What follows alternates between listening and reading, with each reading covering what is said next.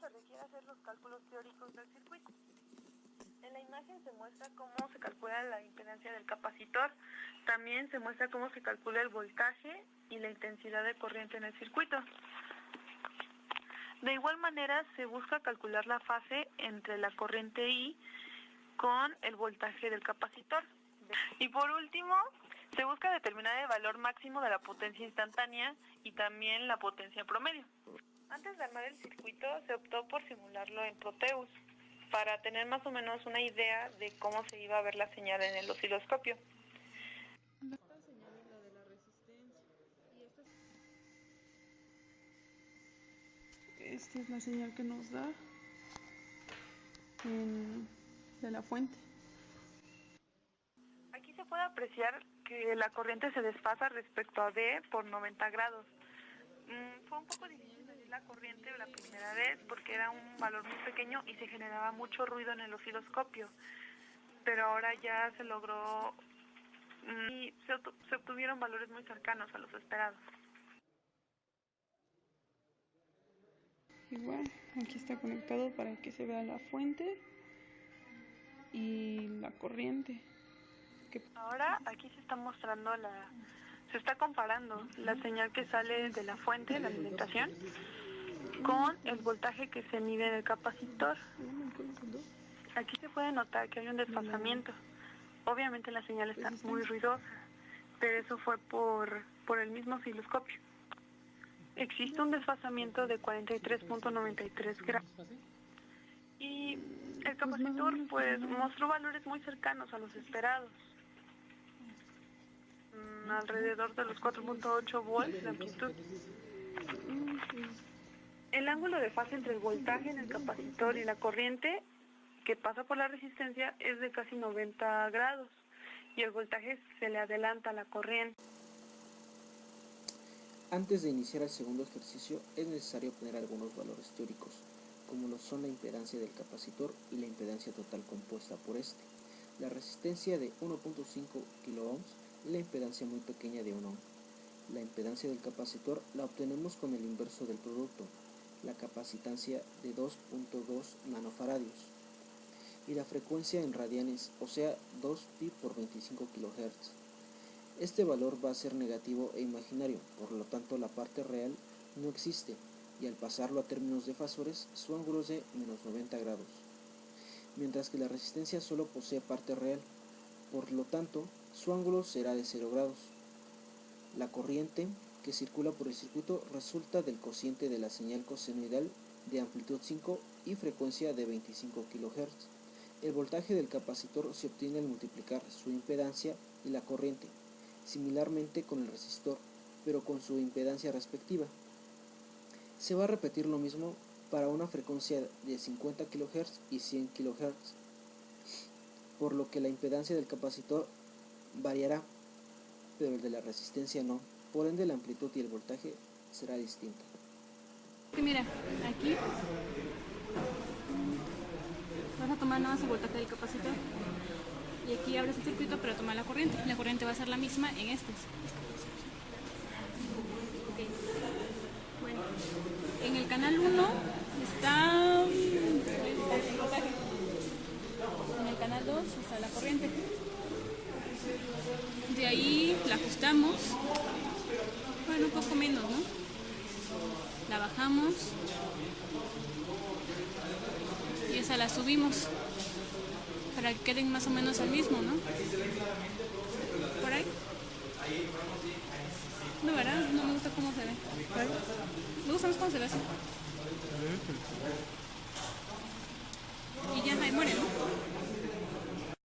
Ok, aquí tiene una amplitud, voltaje pico a pico de 10 volts y una frecuencia de 50.000 Hz. Ok, ahora creo que pide con 25 kHz. No.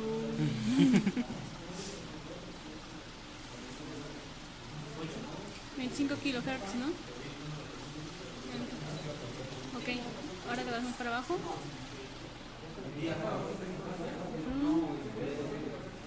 Desajustamos otra vez. Esta cosa que baje. Esto que suba. Y ahora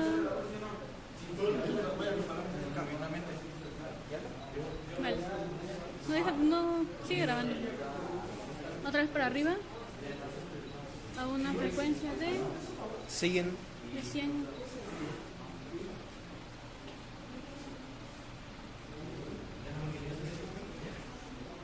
De 100 kilohertz. Ok. Otra vez las ajustamos acá. Bajamos esta. Subimos esta.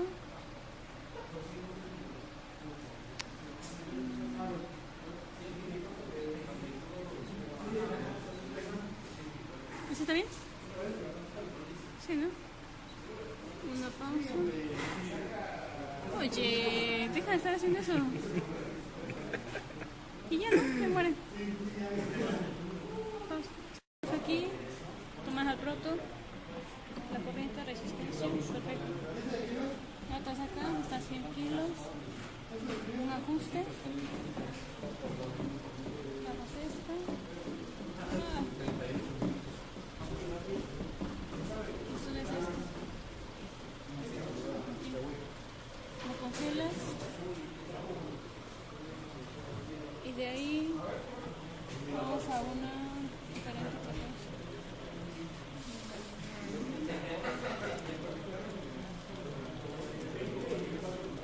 Sin miedo, sin miedo. 50.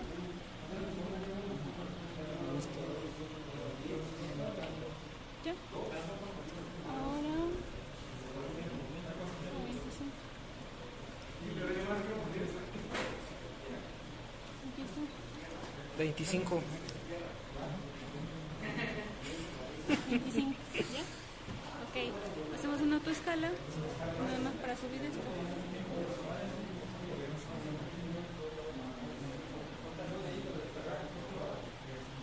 Y ya.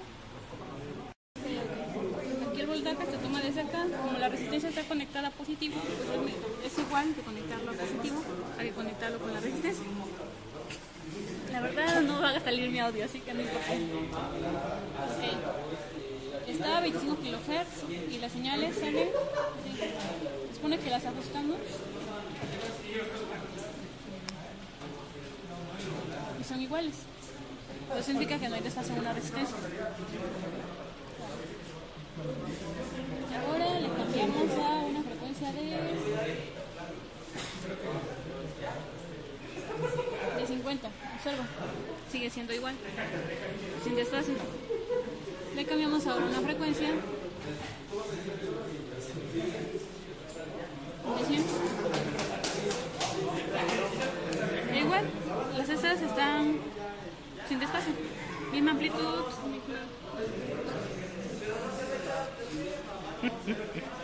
¡Ay! Ya.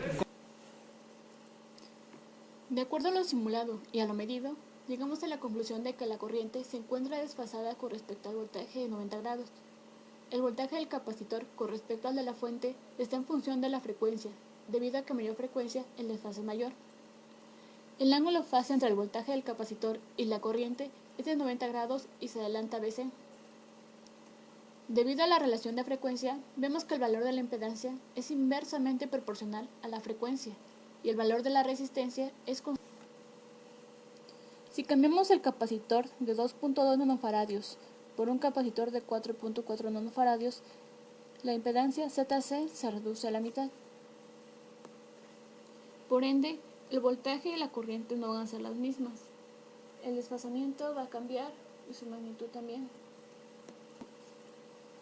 Los datos obtenidos se muestran en la tabla.